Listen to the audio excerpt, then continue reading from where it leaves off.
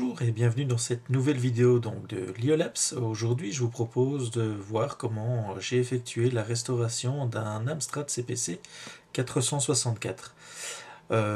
J'ai reçu cette machine qui était déjà fonctionnelle au départ, c'était pas trop un souci, mais elle était dans un état de poussière et de crasse. Vous allez voir, c'est pas piqué des verres. Allez, allons-y, c'est parti! Voilà, donc une fois la machine complètement ouverte, les capots retirés à l'aide des différentes vis qui l'empêchaient, vous pouvez voir que la première photo vous représente la carte mère dans l'état dans lequel je l'ai trouvée. Vous pouvez constater qu'une grosse quantité de poussière se trouve dessus. Donc la seule solution que j'ai pour pouvoir enlever ça, évidemment, c'est d'y aller à la brosse à dents. Alors, vous allez voir l'avant et l'après. Ici, vous voyez l'ensemble des composants remplis de poussière, les différents circuits intégrés dans un très mauvais état, les connecteurs du port d'extension, du floppy, etc. sont aussi dans un état qui empêcherait toute connexion correcte. Et donc, après nettoyage, on peut constater qu'on peut revoir les pistes, on peut voir éventuellement certains endroits qui malgré tout ont un petit peu de corrosion, mais encore rien de bien inquiétant pour le moment. Et donc après avoir nettoyé, j'ai repassé un petit coup de spray sur les pistes pour les protéger contre la corrosion. C'est une espèce de vernis antistatique. Vous trouvez ça, c'est un petit produit que vous allez voir ici juste à côté, qui est un produit de la marque W40 qui propose cette solution là. Ça marche très bien, ça protège bien et ça évite la poussière de s'accrocher, de corroder donc le système. Allez, passons à la suite. Donc la deuxième étape maintenant va être le nettoyage des touches du clavier. Alors pour ce faire, en fait, il y a toute une série de vis à devoir retirer pour pouvoir débrancher, je vais dire, le clavier physiquement de la carte mère. Alors il faut être très attentif parce que vous avez en fait trois connecteurs. L'un qui relie le lecteur de cassette à la carte mère, c'est le petit élément noir que je vous mets en évidence ici, et ensuite sur le côté vous avez deux câbles papier, connecteurs papier comme je les appelle, extrêmement fragiles, qui servent en fait de double contact dans le clavier. Alors une fois que vous avez déconnecté ça, vous pouvez retirer la carte mère et accéder aux 6 vis, si j'ai bon souvenir, oui 6 vis, qui vont vous permettre justement de pouvoir déconnecter le clavier. Alors, remarque très importante, il y a deux endroits où les vis servent de connexion de masse. Oui, parce qu'apparemment, l'ensemble de l'alimentation se fait au travers du lecteur de cassette.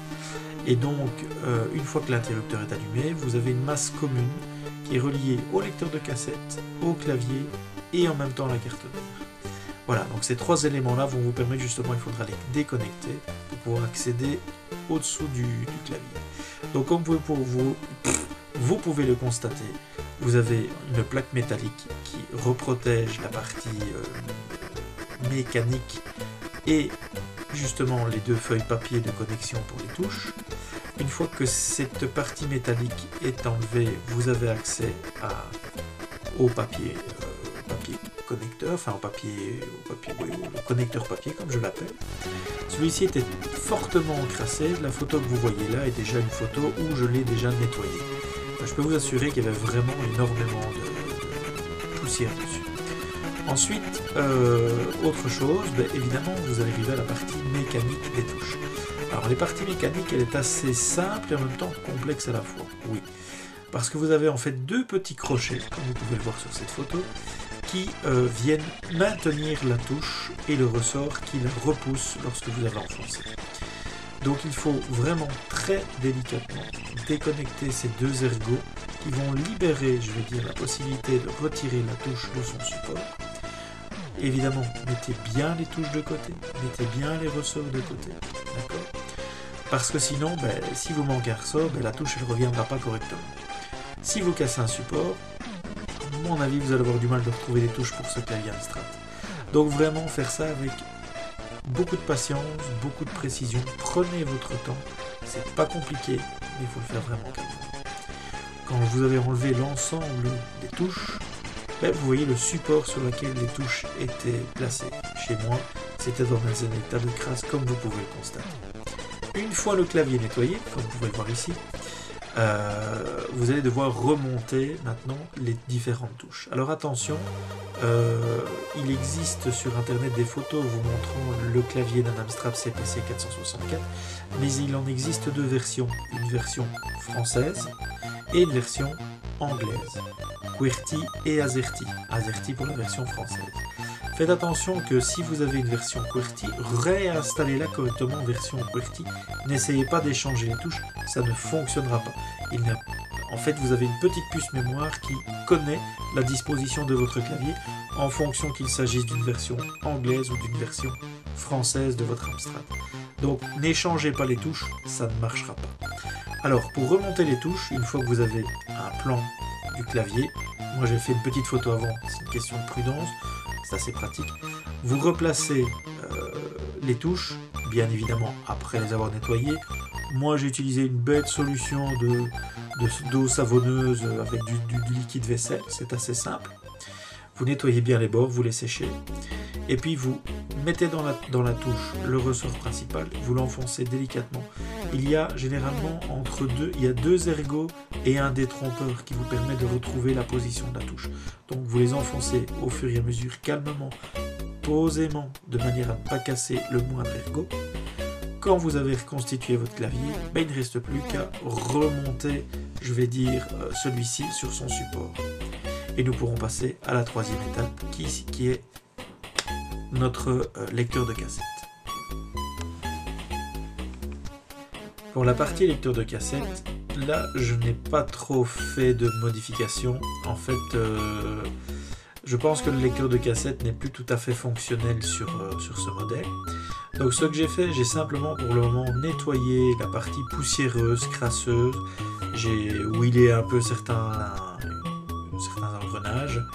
Le système fonctionne parfaitement, mais dans une prochaine vidéo, je vous montrerai comment pouvoir en fait outrepasser le fait que votre lecteur de cassette soit non fonctionnel en installant en fait un petit mode qui va vous permettre de pouvoir brancher un lecteur MP3 sur lequel vous pourrez lire vos jeux Amstrad tels qu'ils étaient sur la cassette à l'origine.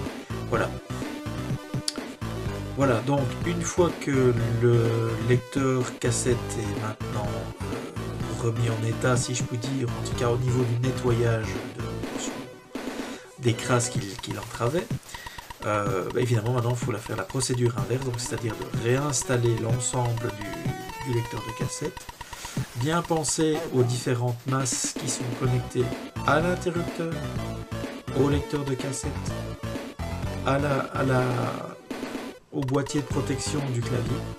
Et tout ceci est en chaîne justement pour éviter que l'Amstrad ne soit détérioré par des chocs électrostatiques. Une fois que vous avez remis le lecteur de cassette, une fois que vous avez replacé le clavier, il faut faire très attention à remettre les deux connecteurs papier dans l'ordre. D'ailleurs, moi je les avais numérotés de manière à ne pas se tromper, et de reconnecter l'alimentation qui vient du lecteur de cassette vers votre carte mère. Une fois que c'est fait, on referme le boîtier. Bon, vous voyez que je passe un petit coup de propre-net dessus. Ça lui permet de raviver un peu ses couleurs. Et puis il ne reste plus qu'à tester. Voilà, mais comme vous pouvez le voir, une fois connecté à son moniteur, le fiston en est la preuve. Nous avons donc maintenant un Amstrad CPC 464 parfaitement fonctionnel, avec quelques lignes de basique auxquelles mon fils s'initie pour le moment. J'espère que cette vidéo vous aura plu. N'hésitez pas à liker si elle vous a plu. N'hésitez pas à faire des commentaires si vous estimez que certains éléments doivent être approfondis. Et surtout, n'hésitez pas à vous abonner à ma chaîne. A très bientôt sur Liolabs.